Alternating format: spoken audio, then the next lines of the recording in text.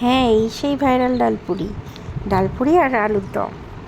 আমিও নিয়ে এসেছি এটা। আমি গিয়েছিলাম হাজরা মোড়ে।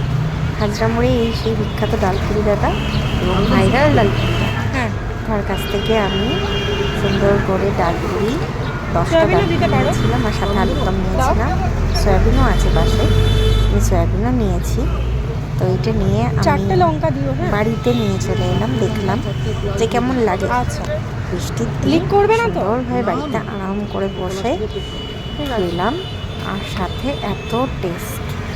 তোমরাও নিয়ে দেখো। যাবো তো। আর যদি মনে হয় যে এটা কোথায় বসেন ভদ্রলোক, তাহলে আমি ডিটেলস দিয়ে দেবো, আমাকে কমেন্ট করো।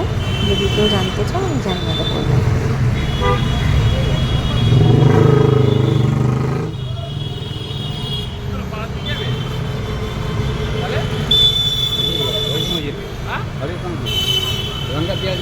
Thank you.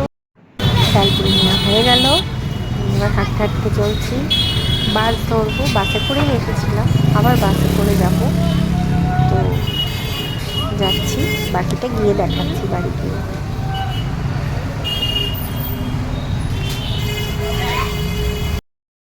এই যে প্লেটে সাজিয়ে নিয়ে বসে পড়েছি।